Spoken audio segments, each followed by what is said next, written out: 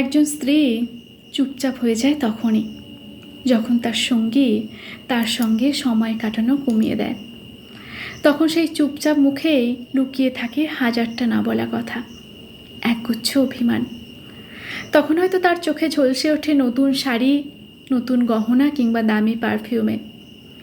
আসলে সে ভালোবাসার অভাব ঢাকতে চায় বাহ্যিক জৌলুসে।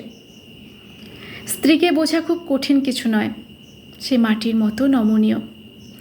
আপনি যদি ভালোবাসার জল মিশিয়ে দেন, সে আপনাকে আকৃতি তৈরি করে দেবে ভালোবাসার একটি সুন্দর সংসারের। স্ত্রীকে জিতিয়ে দিতে দামি উপহার লাগে না, প্রয়োজন শুধু পাশে দাঁড়ানোর।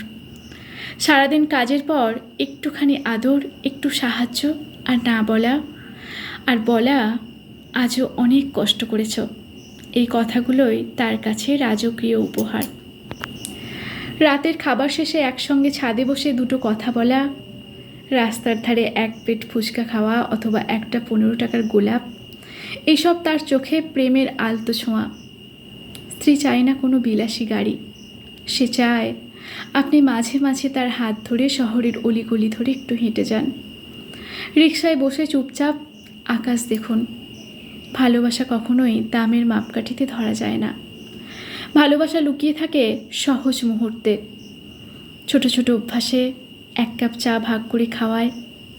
আপনি যদি আপনার স্ত্রীকে বোঝেন, তাকে সময় দেন, শ্রদ্ধা করেন, তবে সংসারে কখনো যুদ্ধক্ষেত্র হয় না, হয়ে ওঠে এক টুকরো শান্তির আশ্রয়।